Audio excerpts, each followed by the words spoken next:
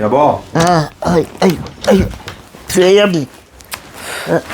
انت اللي منيمك هنا. ايه اللي منيمك هنا عشان تعبان بتزعق كده ليه؟ ها ايه بتزعق كده ليه؟ دي انت بتزعق ليه؟ ليك بيت يا بابا، روح نام فيه. ايوه ايه يعني ده بيت ما ابني؟ تقعدش هنا في شقتي. فيها ايه المشكله؟ ده انا زي ابوكي يعني. ولا ابويا ولا بتاع، انا ما اتشرفش اصلا ان انت تبقى ابويا. انت بتتكلم كده ليه؟ بس يا بنتي ده انا عيان وتعبان غلبان. بقول لك ايه، شغل الصعبانيات ده ما بيجيش معايا سكه. تاخد نفسك وتروح بيتك، تاكل براحتك، تنام براحتك، ان شاء الله تموت حتى انا ماليش دعوه. يا بنتي انت بتعامليني ليه كده؟ حرام عليكي، ليه المعامله دي؟ بقول لك ايه، الشغل بتاعك ده مش معايا يا حبيبي. وانت عارف كلمه قلتها لابنك هخلي نهارك اسود مطين على دماغك. حاضر همشي، هلم حاجتي وامشي خلاص. في ثانيه. حاضر في ثانيه. حاضر ما الاقيكش هنا. عينيا. تلم هدومك وشنطتك وحاجتك وتجري بره. هلم فاهم ولا لا؟ حاضر هلم حاجتي. حاضر ماشي انا ماشي. ثانيه. وما الاقيكش موجود هنا. ده تكوكسه. انت ايه؟ بتقعد تعيط لي؟ وطي صوتك عشان لو ابنك سمع هذبحك بقى خالص. هقطع نفس مش هتكلم. وما عادش تيجي البيت هنا تاني. حاضر. البيت ده مش بيت ابنك، البيت ده بيتي. حاضر سامع ولا لا؟ انت ست وتاج راسي. حاضر. ده غصب عنك. حاضر. انت بتتريق ولا ايه؟ لا حاضر يا بنتي، اللي انت عايزاه كله هعمله. حاضر. بطل عياط بقى. انت راجل زنان. ابطل عياط بقى. الدنيا.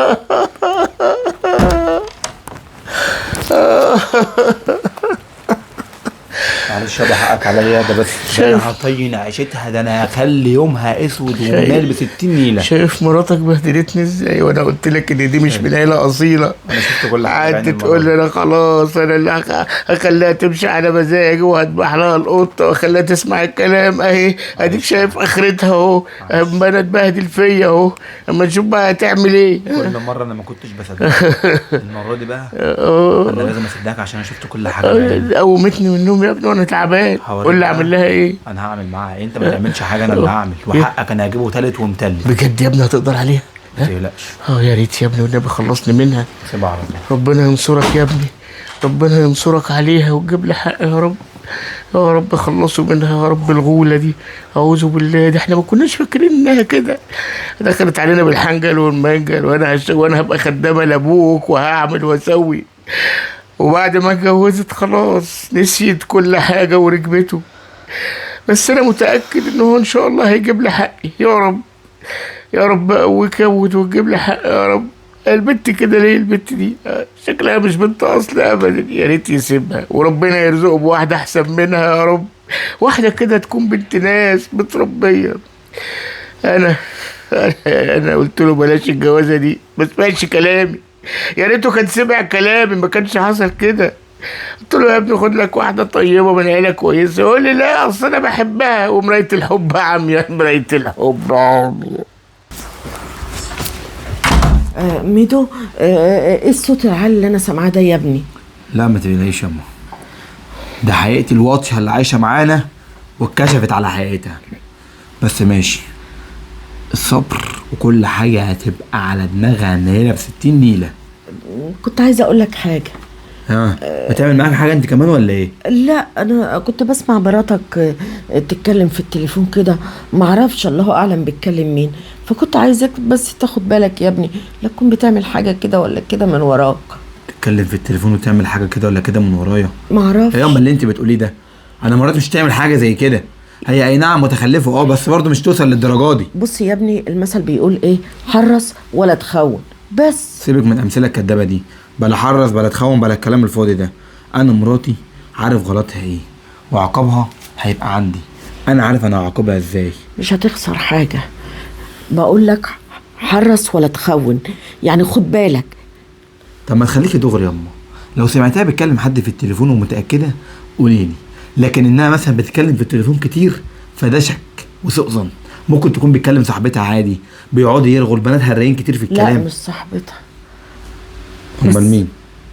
مش هقولك، خد بالك انت وراقبها. اخد بالي وراقبها؟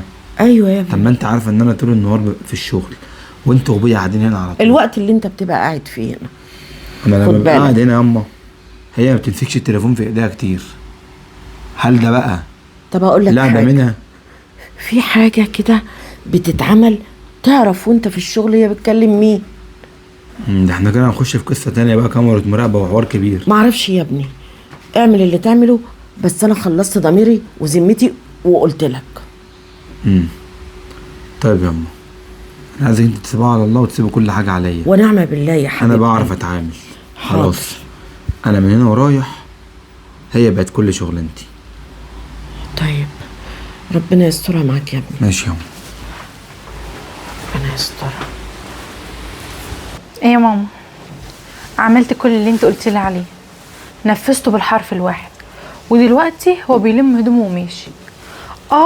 ما انا مش هفضل قاعده في البيت وهو كل شويه عامل زي الفرقع علوس، داخل خارج طالع نايم اكل واكل شارب. لا جوزي ولا موجود هنا، ما سمعش اي حاجه. انا بس حبيت ادي لابوه قرصه ودن كده بسيطه، عشان بعد كده ما عادش يجي بيت تاني. لا عادي خالص. لا ما تخافيش، هو كده ما سمعش حاجه. وانا برضو نبهت على ابوه ان فتح بقه باي كلمه هقتله.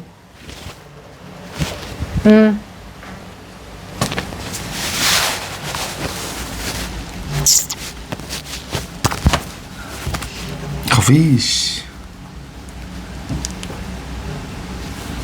دي ماما. وبعدين ايه في ايه يا مودي؟ ماسك العصايه دي كده ليه؟ لا مفيش،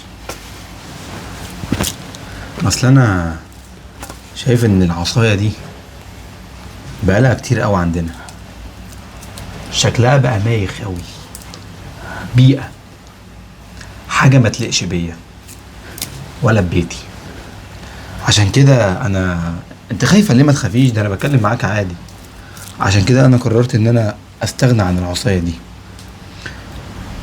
اهو زي ما انت شايفه، لا نافعه في مقشه ولا نافعه في مساحه ولا نافعه في فتاله، يعني ملهاش طلب، وجودها زي عدمها. فالحاجه بقى اللي وجودها زي عدمها ومش هنعرف نستخدمها في حاجه يبقى بلاش منها، مش كده ولا ايه؟ نروح نجيب يد تانية تركب على ال3 حاجات وهتنفعنا. فانا بقى قررت ان انا العصايه دي هاخدها والقحها بره في الشارع. هو انت فاهمه ولا انت عامله نفسك عبيطه؟ اشتري عصايه تانية. برافو عليك، دماغك شغال. فاكتر حاجه فيكي بتحبيني فيها ايه؟ ان انت ذكيه. بس برضو ممكن تخلي العصايه دي تعمل لك اي حاجه، هي ما اثرتش معاك في حاجه. هي ما اثرتش معايا في حاجه، ده كان الاول، لكن دلوقتي اثرت. انا برفع لك عشان تشوفها حلو، زي ما انت شايفه بايظه، ما عادتش تنفع وما عادتش ينفع نستخدمها. فعشان كده خلاص انا خدت الخير بتاعها، دلوقتي وجودها هنا يبقى شر، فانا اكيد مش عايش مع شر يعني، مش كده ولا ايه؟ ولا انت عندك رأي تاني؟ لا. عشان كده بقى انت هتاخدي بعضك وتتكل على الله من هنا. ليه؟ ما انا كنت بضرب لك مثل بالعصايه، والكلام هنا ما كانش على العصايه، الكلام كان عليك انت. عملت ايه انا؟ ما عدتيش تنفعي. انت واقف قدامي كده، واقف قرفان، حاسس ان انا بكلم عفانه، بكلم زباله، بكلم قرف، حاجه بشعه لا تطاق. فخلاص وجودك اصبح ملوش لازمه بالنسبه لي، زيه زي العصايه دي. عشان كده انت هتمسكي العصايه دي وهتاخدي بعضك وتتكل على الله. مودي انت قصدك ايه؟ يعني انت بتخلى عني؟ هتخلى عنك اصل المثل بيقولك ايه بقى؟ الباب اللي يجيلك منه الريح تعمل ايه؟ تسد وتستريح. فعشان كده انا قررت قرار في اقل من ثواني وهنفذه دلوقتي حالا. عارف ايه هو القرار؟ انت طالق وبالتلاتة عشان خروج بلا رجعة، زي ذهاب بالعودة كده يعني. فاهمة حاجة؟ تليفونك ابقي كلمي ماما بقى وانت ماشية في الطريق، خليها تحضر لك لقمة حلوة. انت بس جاية من خطة وتنفيذ وبتاع وتعب واجهاد والكلام ده، فمحتاجة تاكلي لقمة ترم عظمك ترتاحي شوية والكلام ده يعني. ماشي؟ يلا باي باي. استني، سايبها دي ليه؟ ولا اقول لك والله دي لها لازمة عنك، على الاقل هتنفعني.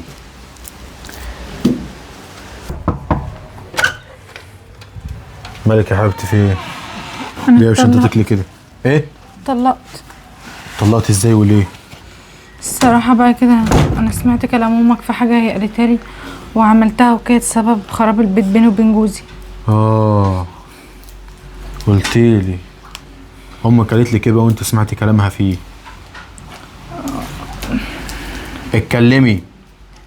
قالت لي ابو جوزك ما عادش يقعد معاك في البيت، مشيه، البيت ده بيتك، ما ينفعش حد يقعد معاكي فيه. نعم. وانا رحت طردته بس جوزي سمعني وهزقني ومشي. طبعا لما سمعك هزاك زي ما انت بتقولي وطلقك ومشاكي، بس انا شايفك جايه سليمه يعني جايه قادره تمشي على رجليك وقادره ان انت تتكلمي معايا ايه كنت عاوزني يضربني يعني ولا ايه؟ يضربك؟ عليا النعمه، انا لو مكانه كنت كسرت لك رجليك وقطعت لك لسانك اللي اتكلمت بيه. عارفه من ساعه ما انت رحت قعدت مع امك وانا قلقان، تربيتها مش عجباني ليكي.